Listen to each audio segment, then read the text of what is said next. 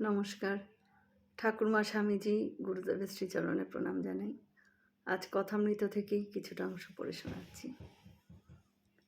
ঠাকুরের শরীর ত্যাগের পর শ্রী শ্রীমা তার নিজের হাতের বালা খুলে বিধবার বেশ ধারণ করতে গেলে ঠাকুর তাকে দেখা দিয়ে বলেছিলেন, তুমি এ কী করছো গা?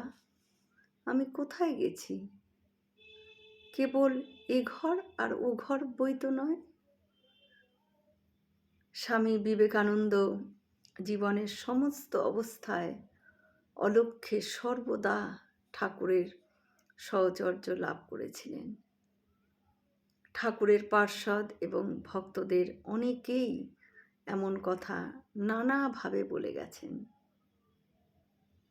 তবে সবচেয়ে আশ্চর্যের ঘটনা বলেছেন ঠাকুরের ভ্রাতৃপুত্র রামলাল চট্টোপাধ্যায় মহাশয়।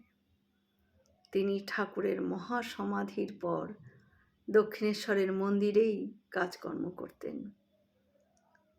তিনি কথা প্রসঙ্গে একসময় বলেছিলেন, অযোধ্যার একজন যুবক সাধু বুঝতে পেরেছিলেন যে ভগবান আবার ধরাধামে অবতীর্ণ হয়েছেন।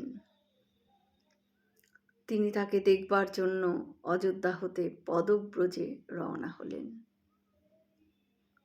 আস্তে আস্তে বাংলাদেশে এসে শুনলেন যে কলকাতার নিকটে রামকৃষ্ণ পরমহংস নামে একজন মহান সাধু আছেন।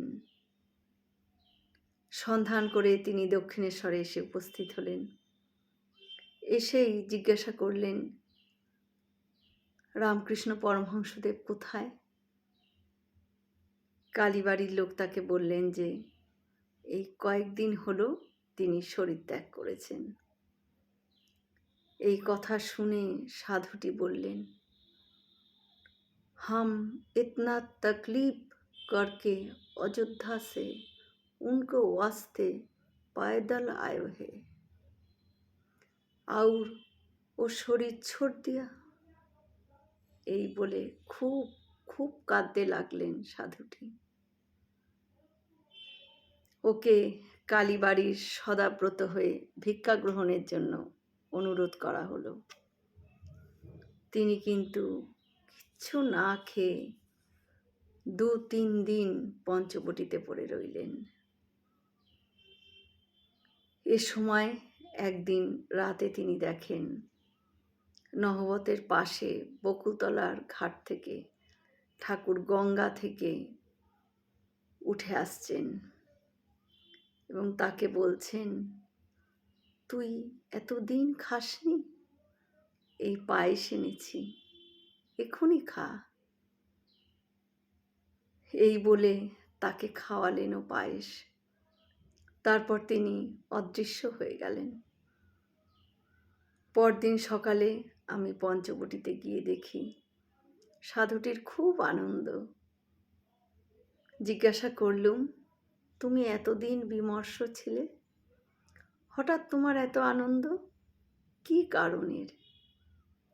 সাধুটি তখন সমস্ত বৃত্তান্ত খুলে বললেন এবং ঠাকুর যে মাটির সরাতে করে ওনাকে পায়েস খাইয়েছিলেন সেই সরাটিও দেখালেন। ঠাকুরের এই অসীম করুণা দয়া তার উপর সকলেই অবাক হয়ে গেল।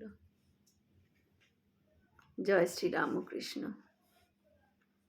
আমরা সকলে মিলে একসাথে বলি, জয় মহামাই কি জয়, জয় ভগবান শ্রী শ্রী রামকৃষ্ণ দেব কি জয়, জয় স্বামীজি মহারাজ জি কি জয়। হয়তো অনেক ভুল ত্রুটি হলো, ঠাকুর যেন আমায় ক্ষমা করে দেয়। সকলে সুস্থ থাকবেন, আনন্দে থাকবেন। ঠাকুর মায়ের কৃপা দৃষ্টি সকলের উপর বর্ষিত হোক। শুভরাত্রি।